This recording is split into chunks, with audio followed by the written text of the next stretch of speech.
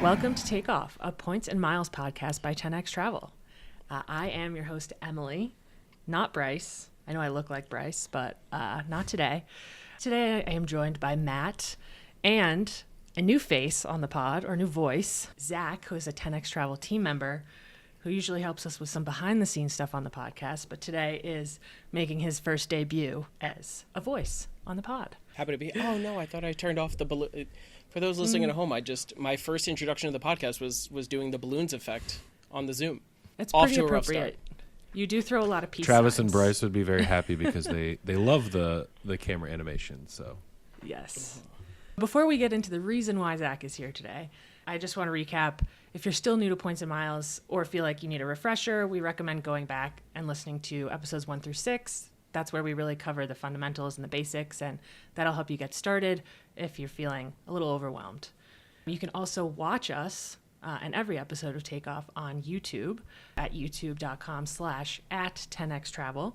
We'll also have that linked in the show notes for you. And then lastly, if you have any burning questions that you need answered quickly, you can join our Facebook group. It's the largest Points and Miles Facebook group in the world at over 340,000 members. By the time this publishes, we might be over that. Speaking into existence, it's going to be over that. Yeah. Yes, exactly. Just confidence. We'll go with that. So in today's episode, we are going to be talking about the digital nomad lifestyle. People who are full-time travelers, maybe have an unconventional approach to travel, and how that lifestyle kind of intersects with the Points and Miles. And that's why we have Zach here today, because he lives that lifestyle. So Zach, why don't you kind of share a little bit about yourself, and then we'll introduce a new segment that we have on the pod too. Well, thank you. When I joined the team a couple months ago, I was relatively, I would say, junior in the Points and Miles world, but not in the travel world. I've been a digital nomad. I've been full-time traveling since 2018, but there is a part of me, I have to admit, and I'm not throwing shade at anyone who uses it, I don't love the term digital nomad. We're going to stick with it for the episode. But you know what? I just say, like, exactly. I work, I travel. So yeah, I have not had a steady home since 2018. I've spent most of my time traveling in Southeast Asia. I feel like that's where every digital nomad starts their journey. It's like, I was going to say cliche. Place to start, at least from a U.S. working hours perspective. Right. That's true. When I got into it, though, everyone was kind of doing everyone just read The 4-Hour Workweek by Tim Ferriss. They were all going to be drop shippers and be their own boss.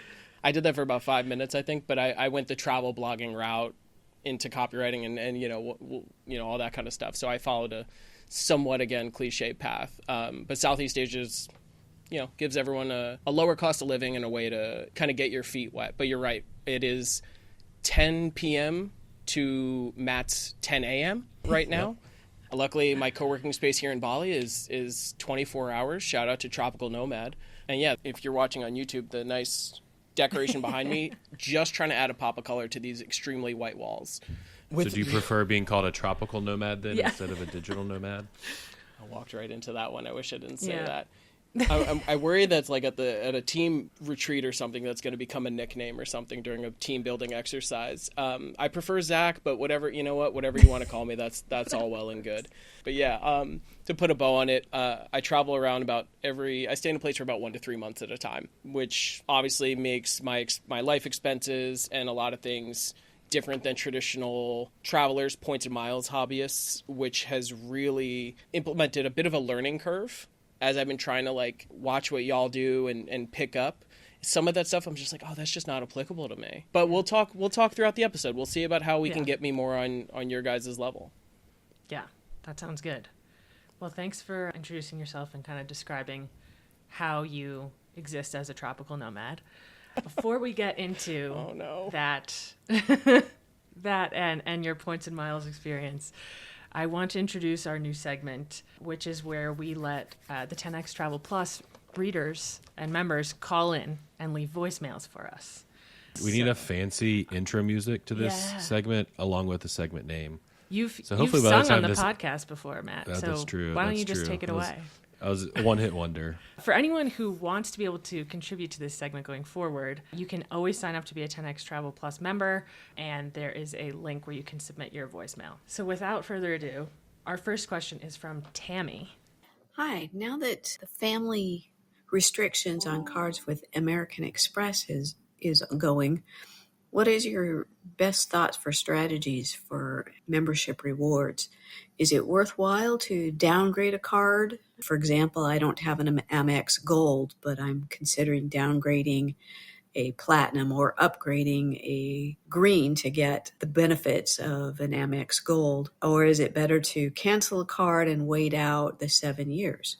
To answer this question, there's been a new update on the Amex Gold, which is that the annual fee has increased to $325, which may change your perspective on whether you want to get the benefits of that card for that price. I think you have to kind of evaluate that. And then from my perspective, I would probably approach it from a downgrading the platinum versus an upgrading the green, but I will open up the floor. Yeah, I think the first thing to clarify here is these family restrictions are only on the Amex personal cards. The business cards are, at least as of now, unaffected by this. But the idea is basically you have to work your way up the product line in the family. So green, then gold, then platinum. You can kind of go in that order and get all three. But if you go in reverse order, you'll run into restrictions. So that's important to know if you're opening outright.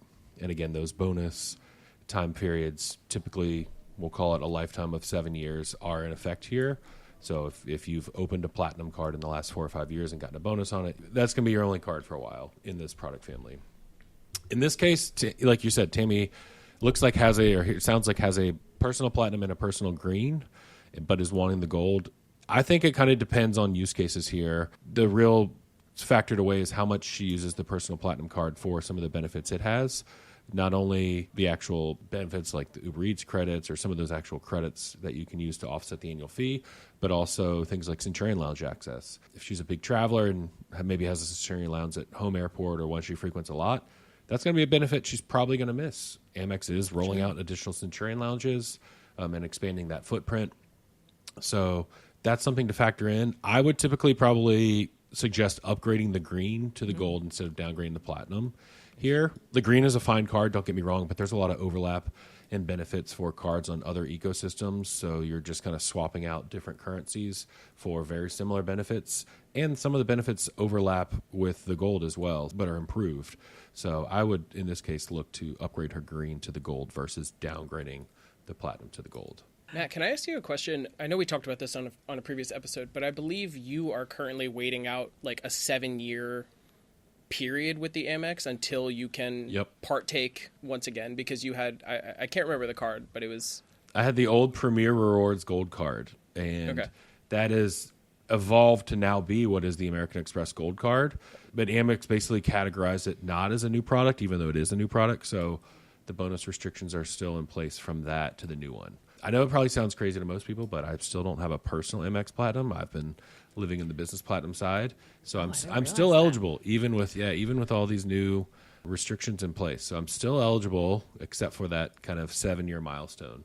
I'm gonna probably try it here sometime this fall because it's gonna be right around the time period. So fingers crossed. Maybe we should have a live application on the podcast. I know, right? We'll take it step by step. We'll get you a PO box. People can send you a fruit basket. Do you guys remember back in the early 2000s, the LifeLock guy? He would like put his social security up on billboards and stuff. It's basically reincarnating that. He felt very confident in LifeLock's ability to protect his social security number, and it didn't actually work. Later on, he had all kinds of problems. Yeah, I know, what a concept. Tammy, hope that helps to answer your question and help you make a decision on how you should approach getting an Amex Gold card. Yeah. All right. The next question we have is from Sergio. Hello, good morning. This is Sergio. I got a question for you guys. It would be really nice for us if you guys could help us have a strategy of when to cancel the credit cards and when to start earning them. And thanks to you guys, I've done real good in getting a bunch of Chase Inks. I have them still, haven't closed them. Kind of afraid my credit might go down because it made it go up. And so then I am trying to figure out what would be a way to strategize canceling them and then opening up new ones after I went and chased some other points while giving Chase a little break. That's all. Thank you. Okay. Thanks, Sergio, for your question. Sounds like you're kind of wondering about when to cancel cards, specifically the Chase Inks. From my perspective, there's not like a huge reason to cancel them. Most of them are no fee. I think the business preferred is $95, but the cash and the unlimited are $0 annual fees. So there's not a huge reason to cancel them until you are eligible again for the bonus 24 months after earning it the first time. So I would just hang on to those and then go for the bonus again once you get to that eligibility point. Matt, I don't know if you have a different thought. No, I agree. That. Remember, Chase business cards also don't report to your personal credit report. So there's zero reason to cancel them, especially the ink and the cash and the ink unlimited, because there's $0 annual fee. So you have no impact to your personal credit from it. But I guess the flip side too is there's no positive impact either, which is fine. It's kind of great in some way, shape, or form. So there's really no reason to cancel them until you're eligible for the bonus again. I guess we should clarify the Ink Premier does exist. Yeah. It does earn, quote, ultimate rewards points, but it's essentially cash back because those cannot be combined and treated as other ultimate rewards points.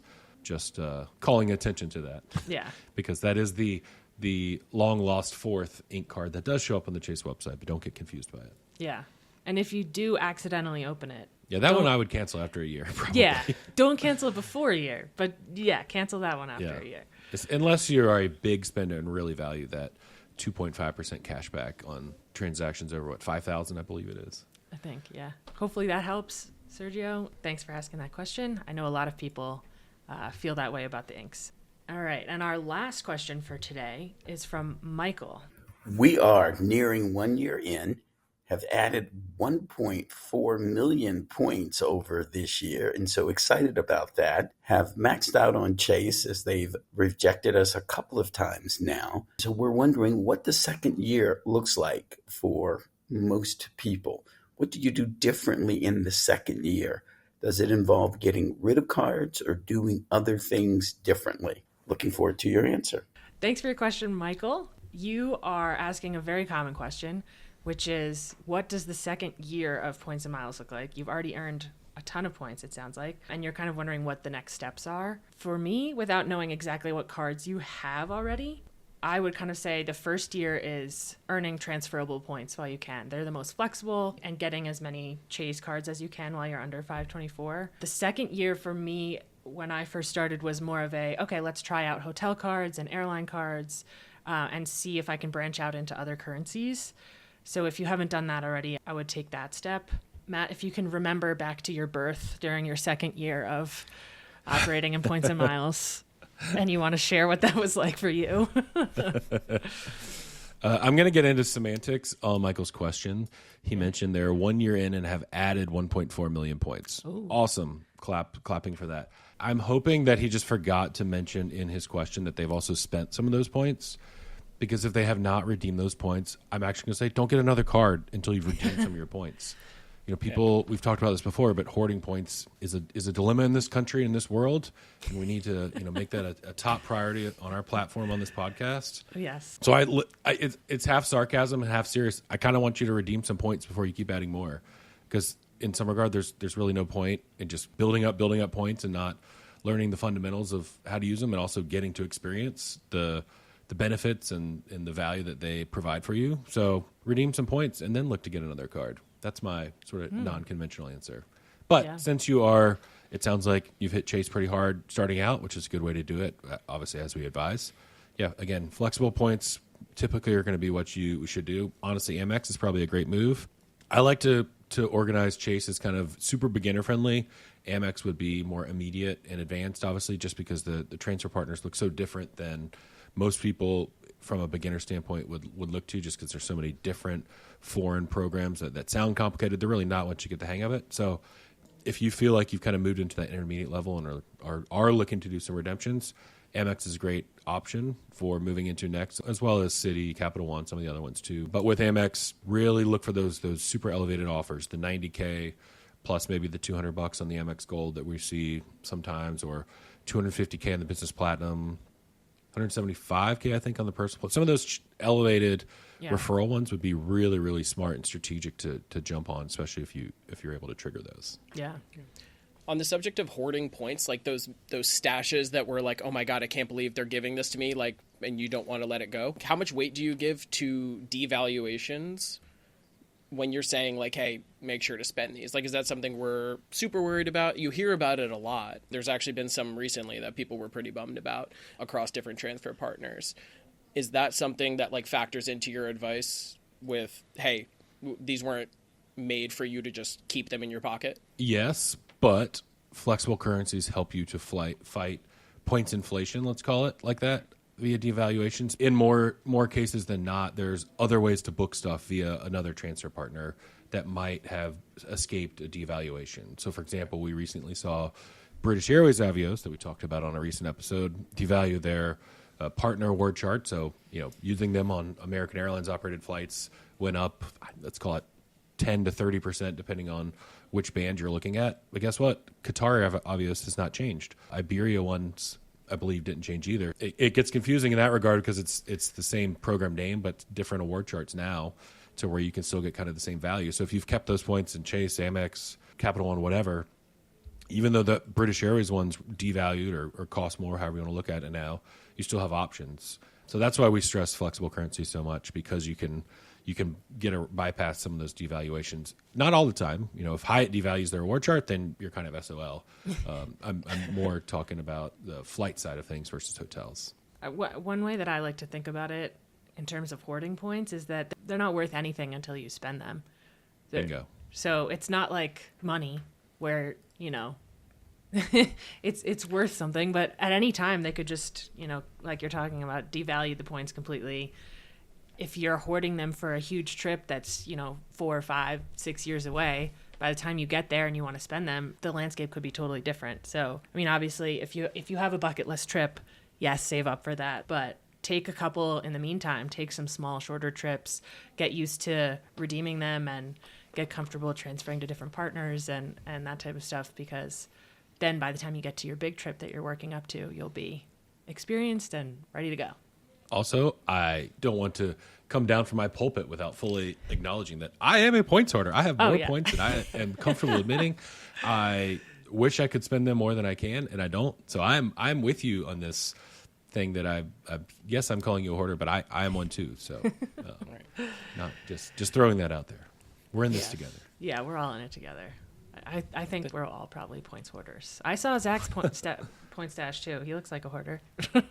Yeah, that was a big thing for me. I spent years traveling, and then I came out of the gate with like the Chase Sapphire Reserve. Like I didn't know what was going on, and my girlfriend would ask me constantly, like, should we book it? I knew like things like don't book through the portal, but it was one of those things when you're new to a hobby and you're just kind of parroting points, right?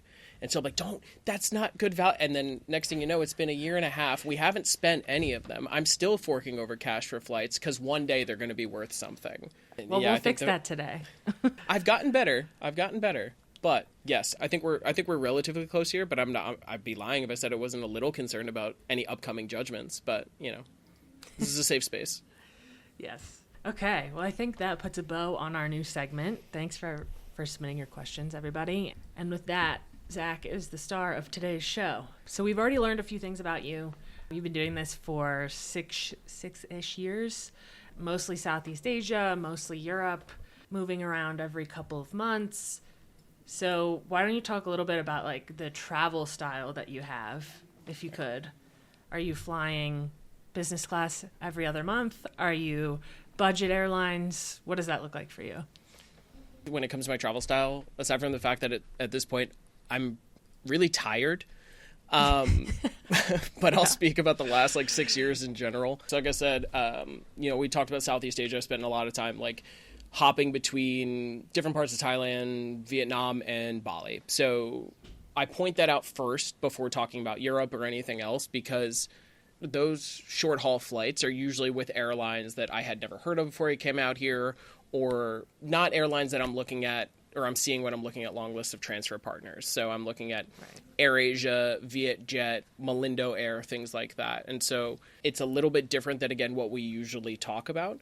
I will have a new set of challenges. We'll talk about that later, potentially, because I'm in the process of getting the digital nomad visa, because I just can't escape that term. I can't say remote work visa, but the digital nomad visa for Spain, the tropical nomad visa for Spain. I think they'll make me live in Mallorca if I say that. I prefer Madrid, but neither here nor there. With all that said, up until I would say the last 1.5 years, I rarely I hadn't traveled any premium cabins. I had flown premium economy in the last like year and a half, 3 times, which I feel like is just the overlooked part of this hobby. Like, I think I don't know if I would have gotten hired if I would have admitted that in my interview, but it is interesting. Yeah. I mean, it's like, because it's more expensive than you would expect. And for that many more points, like at what point are you just going to book business class instead? Or save those and just book economy? I told you, man, I didn't know better, but I did just fly business class for the first time 2 weeks ago, but not without making a rookie mistake first, which I actually was hoping to get some validation that this is a common thing that everyone goes through. I flew China Airlines from Madrid to Taipei, and then I had to take Vietjet from Taipei over to Bangkok. I'm actually getting dental work done. I'm in the process of some stuff now, so that's why I stopped in Bangkok. But in order to get that China Airlines flight, I actually was supposed to take a flight to Vietnam. It was supposed to be a whole different thing. I was very excited about a deal I found. I transferred, I think, 180,000 miles from my Chase account for my partner and I for a flight to Vietnam. We were going to go there for about a week. And I guess I fell victim to what is referred to as phantom award space. Yeah. So transferred a ton of miles, and I was like, don't transfer them from Capital One or Amex, whatever it was. Transfer from Chase. I feel confident that it's going to be instant. And sure enough, I go to book it, and I just error message. Oh, it's VPN, different browser, nothing. I called, the Flying Blue Line at 12:30 a.m. in Madrid, and nice as they tried to be, they didn't really have an answer for me. Is this something that, like, people who are booking premium cabin or any kind of, when they're transferring miles, is phantom award space something that they should be aware of? Because from what I read and was told by other people in the company, like, you should call beforehand and you can hold that ticket. Is that how you guys might do it? Or I'm seeing some, like, shaking heads, or is this just kind of roll the dice? Yes, phantom award space happens. It happens less than you might think or people are made out to believe, but it does happen. Okay. No, you don't need to call every time and place a hold. Not all programs let you place flights on holds. There are some that do. If you want to, great. But otherwise, no big deal. I have only ever put award flights on hold when, hey, I found this flight. Let me see if I can make a trip happen, because I found the flight and then I book a trip around it, not, oh my gosh, this flight's perfect for this upcoming trip I have. Let me put it on hold so that it doesn't get booked in the next 30 seconds before I literally go through the process. Some people are like that, which is totally fine, but for the programs that do allow holds, I've never called in to do one. Just risking it. Okay. Yep. So okay, that's, what, that makes me feel a little bit better. Just charge it to the game. It happens. I was able to roll those. They were stuck in my account. I found a great flight, that ended up working out, and I got to fly business class for the first time, which was great. It was on China Airlines. I'll be honest with you, this is totally looking a gift horse in the mouth. I am eternally grateful that I could even do it, but I'm not going to say no notes. China Airlines. Would recommend to a friend. It got you where you needed to be, but it wasn't amazing. Yeah. It was it was lie flat business, and I timed it out well so that, like, it was the thing I always wanted to do, which was sleep on my way to transcontinental, this time especially to Asia, where it's a complete 12-hour, 11-hour, 13-hour, whatever change, depending where you're going. And I got to wake up pretty much having beaten jet lag. Again, not looking to give horse in the mouth, but we are in the business of giving our opinion on the flights we take. So yeah, I took my first one. It was good. And then I got a nice little dose of reality, having to kill about 8 hours in Taipei airport. My girlfriend and I played Monopoly Deal in the food court at 8 a.m. for a while and hopped on a budget flight on Vietjet. So that's it. That's like the encapsulation, I think I would say, of where my points and miles, like, knowledge and experience has gone. I am, like, you're watching the evolution from digital nomad, backpacker, whatever, to I'm on the other side of 30 now. I want to be comfortable, but from time to time, I need to be the everyman. Yeah. Yeah. Well, good save, despite the phantom availability. And I think it's really interesting to kind of see you figure out how the points and miles game works in with your lifestyle, and figure out where you want to splurge and where maybe you're flying Vietjet. Mm-hmm. I think that's a lot of people, right? I mean, it's the same reason I would imagine people collect points and stuff. It's like, yes, we all, like, it's a bucket list. We want to fly business class, things like that. But the truth is, it's the same reason why I joke, like, I don't want to besmirch the fact that I got to fly in business class at all, because it's a luxury and we're all happy. If we can travel more, it's great. That's why one thing I've loved since I've gotten here, and like, is that we are not a like, what was the cost per point? Like, that is not going to earn you bragging rights in our community, that in our group, like, I think I spent so long, again, reading and researching and watching people get hung up on it, feeling like I had to play the same game. I have gone a handful of flights consecutively having not paid for them because I had just built up a bank that I could. I did it. I booked through the portal. Hey. Please don't kick me off the podcast now. No, you can stay. The portal's okay as long as you do your research. Yeah. Listen, if I can quote the great Bryce Conway, dare I say there are some sexy portal bookings. Yeah.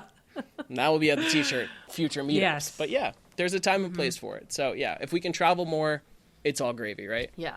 Yep. That's my goal anyway. We know you have points. Can we talk about like how you earn them, especially being in countries where credit cards aren't necessarily super widely accepted in Southeast Asia, or maybe like certain types of them are more accepted in Europe? What cards do you have, and how do you earn your points? My wallet currently consists of the Amex Gold, as you mentioned at the top. And you're going to see, like, you're going to hear my list and you're going to be like, oh, yep, he's still kind of, he's not a beginner, but he's kind of in that mid to, whatever, we're coming along.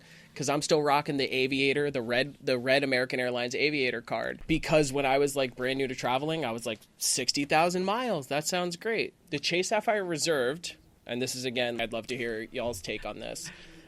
So it's actually my girlfriend's Chase Sapphire Reserve. She actually got a travel card before me.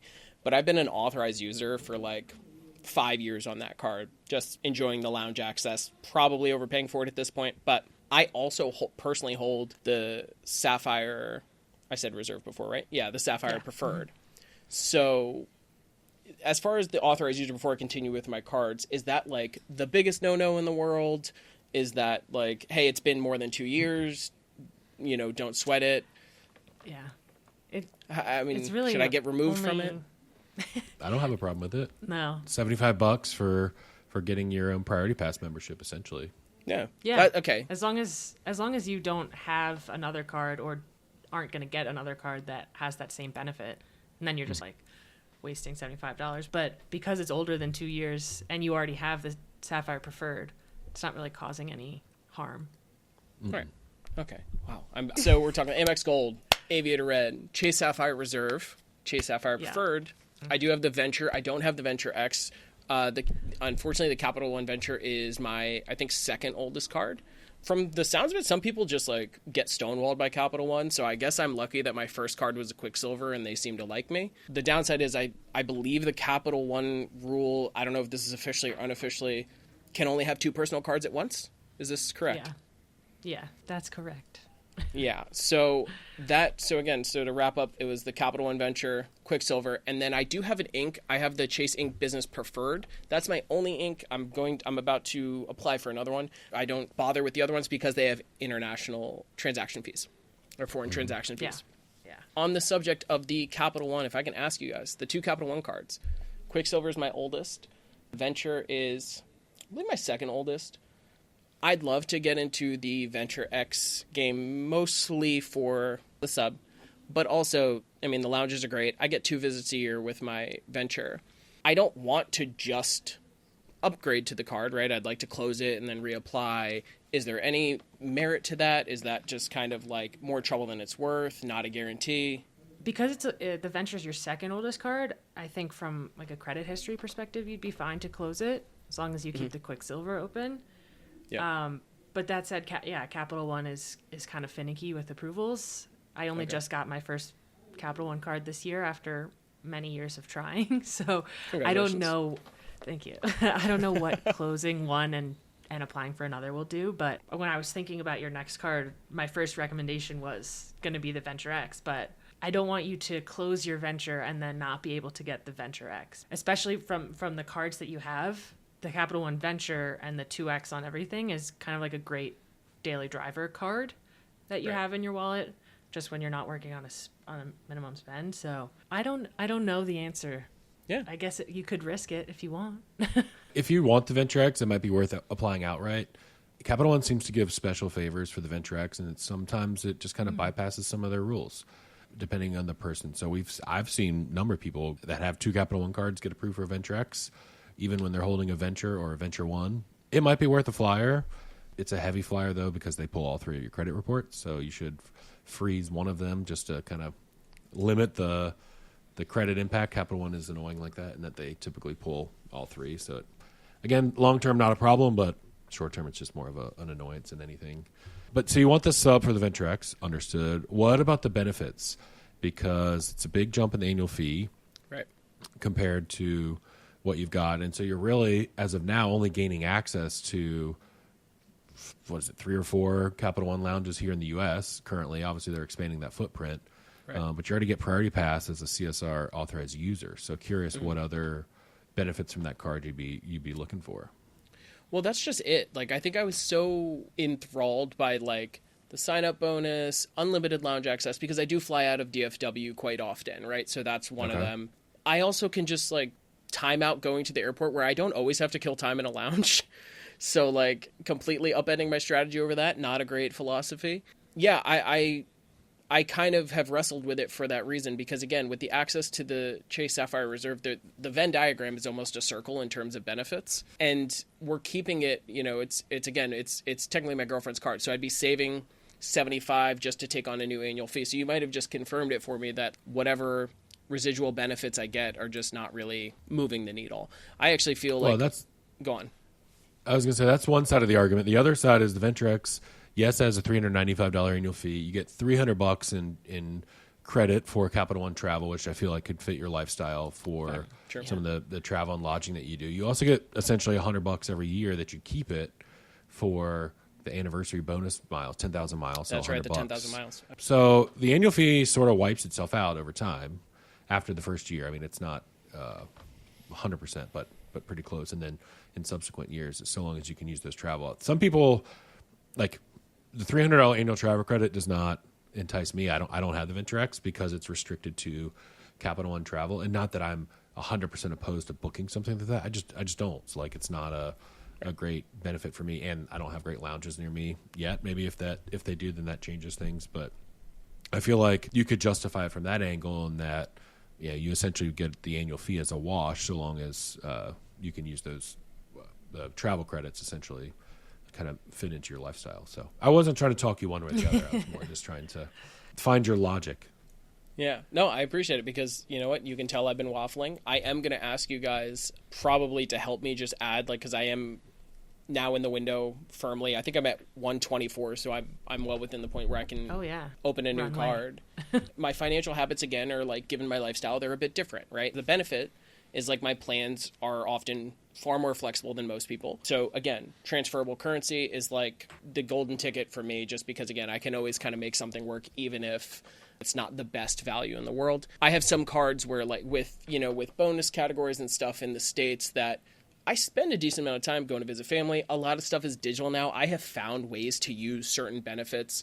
If I ship something to my family's house and I pick it up when I go back, things like that. That said, first and foremost, consulted the My 10X My Next Card feature.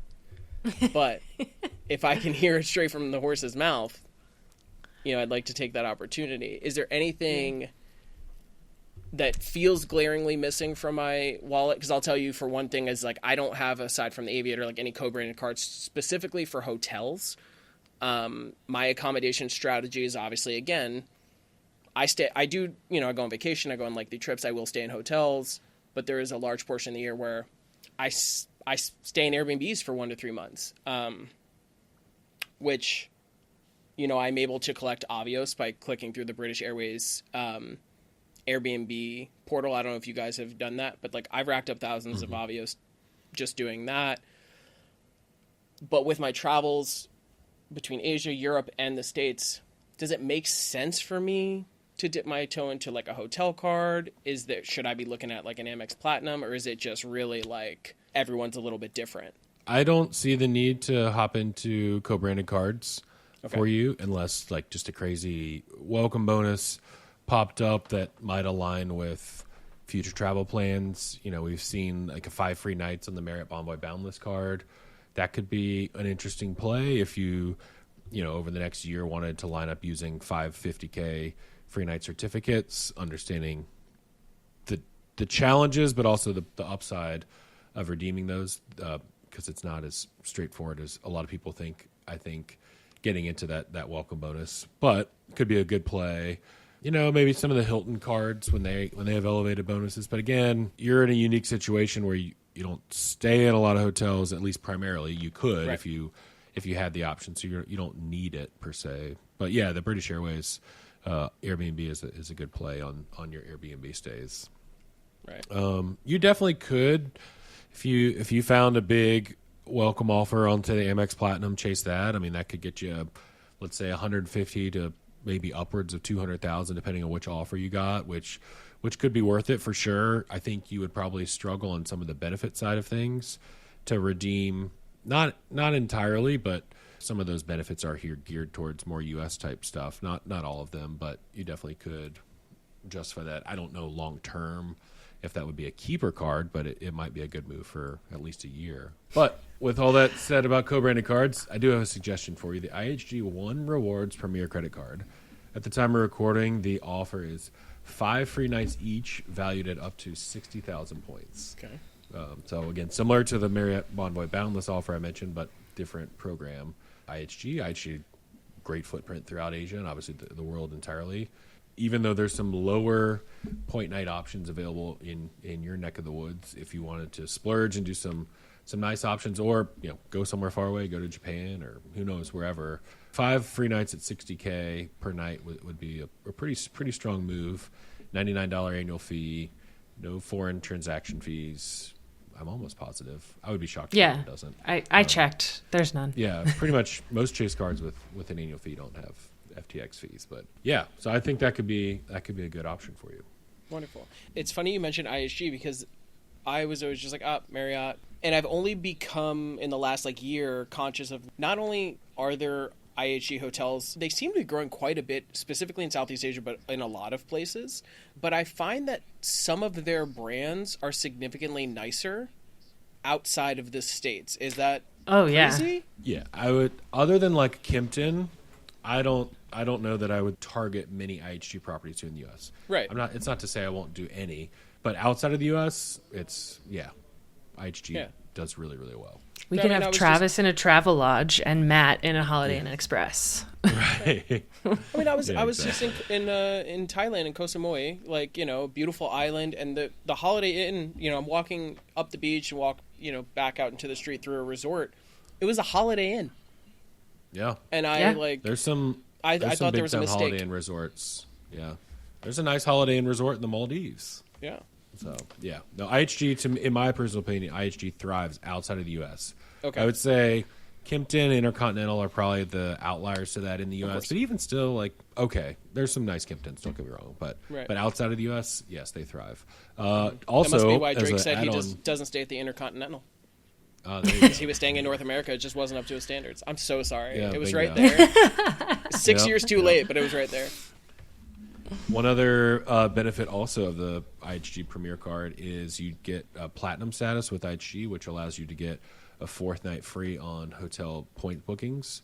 That does not work with the certificates that you get from the sign-up bonus, but other future stays, especially if you could stay somewhere real cheap in Asia on points at IHG, you would essentially get a 4th night free now too, just by having that card and having the platinum status. So it could be a good strategic play. Wonderful. Yeah. I think there's a couple in Vietnam I have my eye on, actually. That'll be beautiful. My other thought was, I know you only have the one ink because it doesn't have foreign transaction fees, the business preferred. But if there's any upcoming spend that you have that maybe wouldn't result in a foreign transaction fee, like work travel, we've got a staff summit coming up. Maybe you could, use that to meet the minimum spend and kind of avoid those extra fees. And that way you could kind of build your stash of Chase Ultimate Rewards points, which I am going to deplete by the end of this episode. So you're just looking out for me, is what you're doing. Yeah. I appreciate that. Yeah. Yes. Yep.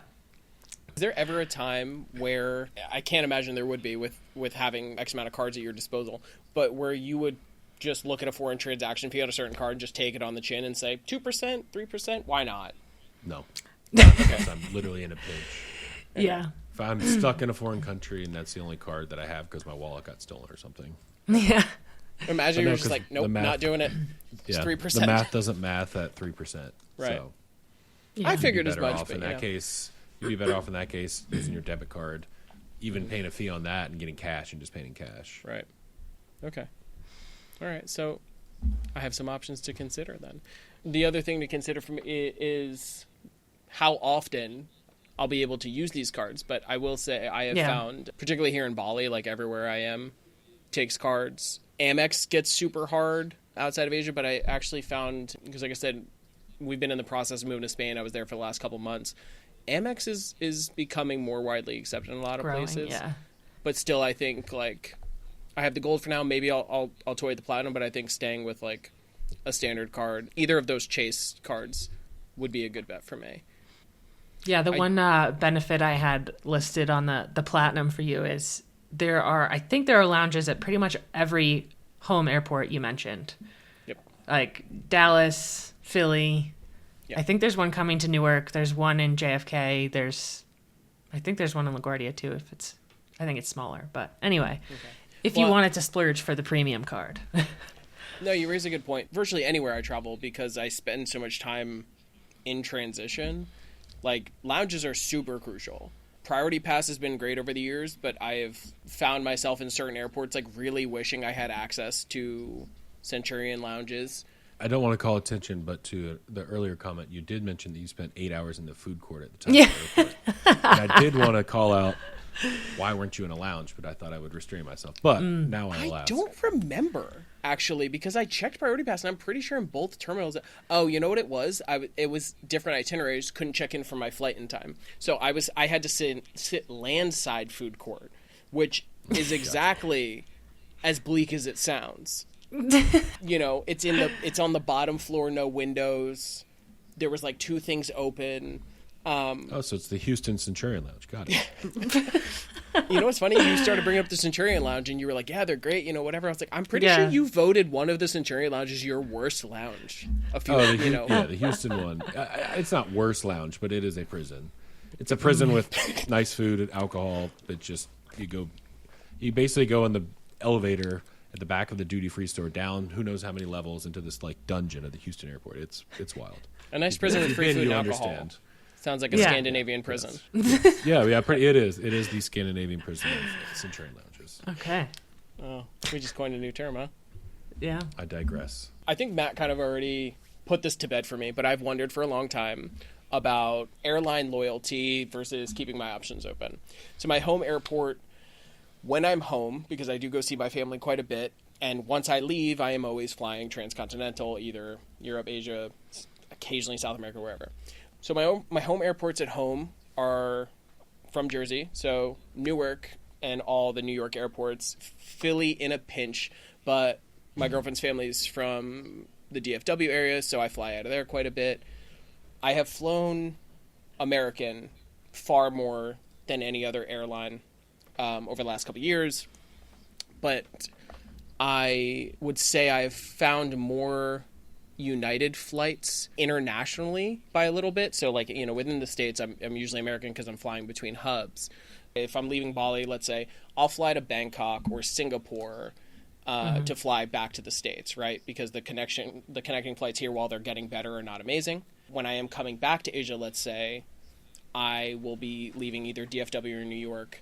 Does it make sense for me to keep, you know, between I have the aviator card, I have a handful of American miles. I've used a couple of them recently. But to, I don't know, go out of my way to stay loyal to a certain airline or have my eye on flying with one airline more. Because I have gold status now, just like pandemic spending on my American Airlines card just kind of carried over. And then I actually got to fly. I flew from Bali to the team summit last year back to the States. So that did some heavy lifting for me. I almost certainly won't hit it again, though. So I guess, like, does it make sense for me to chase those kind of things, or is it just keep finding the cheapest flight? Is it somewhere in between? United, but I think you just nailed it for me. So I have to ask. I hear, you know, some people love their airlines. Yeah. Well, there's two sides to this. Okay. There's people that love particular airlines, and so they stay loyal to them. I will argue that mathematically that does not math for a majority of those situations. Being a free agent, unless you're heavily business travel, where your travel is being subsidized and you kind of don't really care about costs, and you can spend your way to status or maintain a status level because it's on the company's dime, whatever. Fine, have no problem with that. Doing it on the personal side, in more cases than not, I think most people should not do that. Okay. Yeah. Being a free agent opens up full flexibility. Yeah, especially when you're already so flexible in your travel. I wouldn't force yourself into a hole that doesn't necessarily work all the time. One point I did want to make is that just because you shouldn't chase American status doesn't mean you shouldn't necessarily earn American miles, because there are lots of great ways to use them with partner airlines. And American Airlines award chart for their partner flights is actually pretty great. So you can find flights from like Dallas to Kuala Lumpur with a layover in Tokyo for like 70,000 points in business class. Or JFK to Bali, you'd have a layover in Hong Kong on Cathay business class, same price, 70,000 points. So for such a long journey, those are pretty great prices.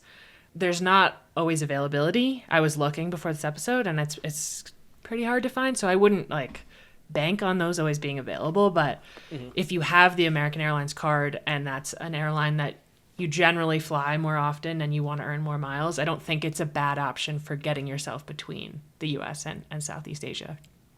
Okay. In that case, would it make sense potentially to make room for either an American Airlines co-branded card from Citi, or is it just try to rack them up by flying with American and paying with your, the co-branded card since I already have it, and then when that isn't happening, use the shopping portal to, rack up a couple extra when you can?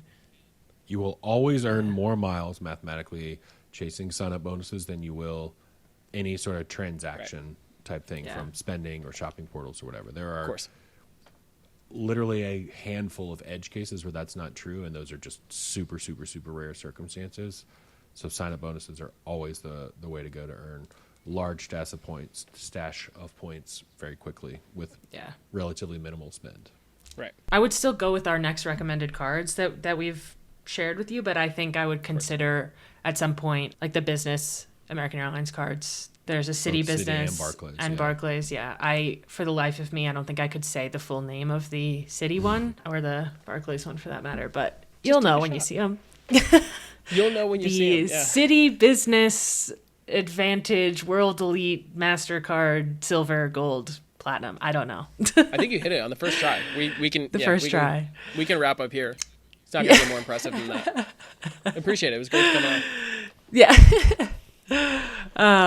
But yeah, those are some good options just between, the US and where you're spending most of your time. So okay, beautiful. Yeah, don't chase status, but use those miles to your advantage. Okay, so all that said, I have my next moves, planned out, but right now I'm still sitting on a stash of points. I don't want to say I'm tired about budget traveling, but I've been saving money, splurging a little bit here and there, but I've saved a couple 100,000 points across a couple currencies. So I want to ask you to help me look good. I want to take me and my girlfriend. I want to say, hey, we're moving on up in the world. We're about to get the Spanish digital nomad visa, grow some roots. But before we do, we're gonna finally use these points to go on a trip. Help me use these points in a way that's a little bit more luxurious, a little bit above, kind of where I've been at. Yeah, I think this is a great time for you to take a vacation. Well, thank you so much. This is me putting in my PTO. Right. I did work off of some inspiration that you shared. So you were looking for kind of Asia, Europe, potentially. Yes. You like vineyards, a good craft cocktail. You don't like heights. That's all fine and good. I listened to your input. Why don't you quickly just run through your rough point balances? Yes, breaking the fourth wall there. I did give you a couple yeses and nos. I just didn't want you to send me skydiving or anything. I just kind of have a thing with heights. I mean, if Travis were here, he might have. Or whiskey tasting or something is just not my bag. Save your judgments. I can hear you all at home. So right now I'm sitting on, about 300,000 Capital One rewards between both my partner and I opening up the ventures. I'm sitting on just a shade under 500,000 Chase points and 120,000 Amex. So a lot to play with, and that's kind of why that is truthfully why I needed a little help knowing where to go. Well, that's a great place to start. You definitely have enough to do a nice trip. My trip that I put together for you kind of feels a little silly now that I'm remembering that you're settling down in Madrid and now I'm sending you to Madrid, but you know, you're sending me on the way. Yeah, maybe you want a little stay. It sounds like I did. Maybe you want a little staycation before you move into your new place. I think for the simplicity's sake, we had you leaving from some of your home airports in the U.S. So that's true. I had a nice selection of New York airports or Dallas.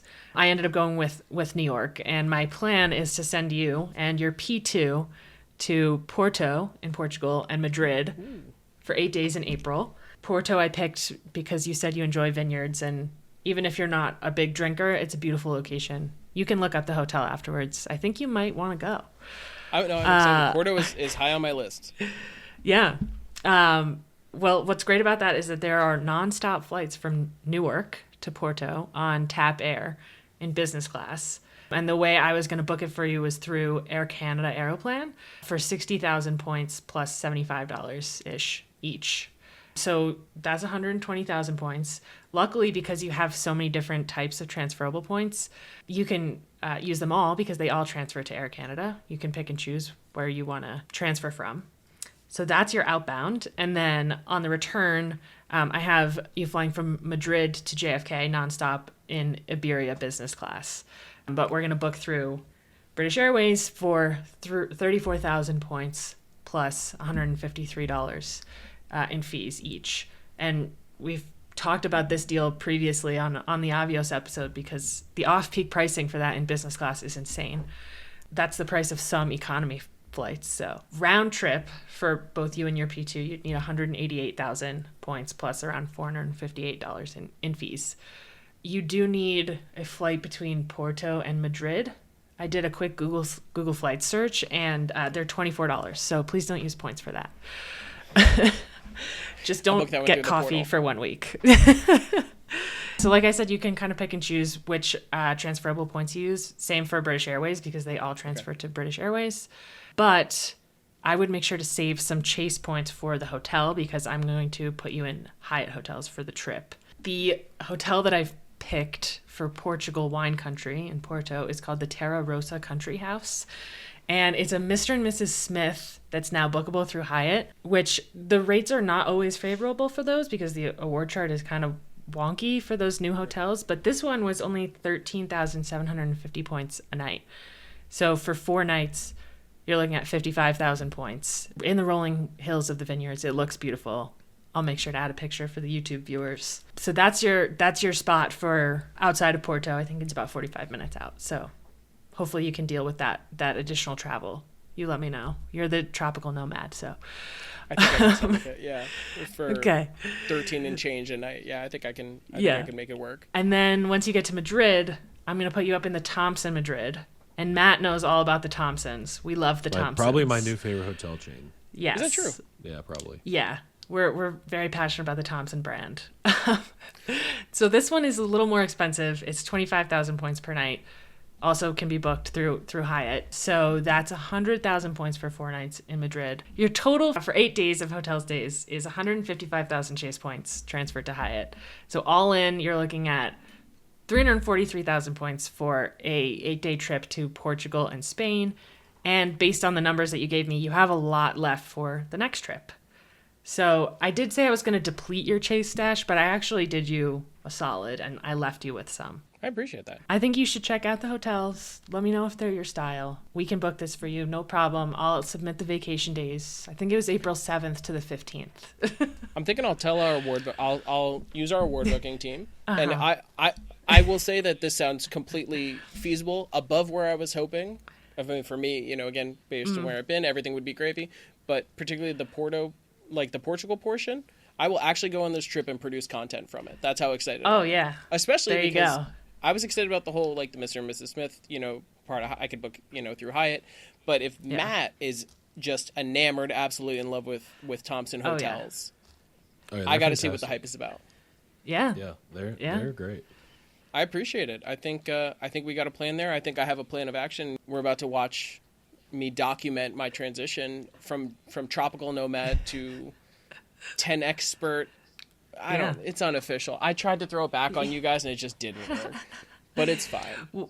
I mean, just in this episode alone, we've gone from you being a points hoarder to you about to be a full trip points redeemer. You've redeemed points before, but I don't know if you've done like a big excursion like this. So hopefully this helps kind of take it to the next level and shows you a way that you can, even though you're tropical nomading around the world, you can also take a luxurious trip with your points and miles. I appreciate that. See, we can have it all, right? That's the theme of the episode, and I think that's a great place, a great message to leave with. Well, thank you so much for joining us on the podcast today. I think it's really interesting to talk about the intersection of points and miles and being a remote worker and a traveler. It definitely changes the game for how you use points and miles. So you can take a live example from Zach today about how he's making it work. And if you need more advice or you want to talk with other remote workers, digital nomads that might be in our Facebook group, you can join that. Now that we've finished recording this episode, it's probably over 345,000 for sure. We've got a lot of other resources that can help you too. You can sign up for 10XTravel Plus for some one-on-one consultations. You also get a $275 credit towards the award booking service. If you're like Zach and you need to stop hoarding your points, we can help with that. And now you can also submit your voicemail with your question that you want us to answer on the pod as a 10XTravel Plus member. Great resource that Zach has been using too is My 10X, which helps you take the guesswork out of figuring out what your next card is. It'll give you a management view of all your points and miles all in one place. So that's a great resource if you haven't started using that yet. And lastly, don't forget to revisit our course or enroll for the first time if you haven't started.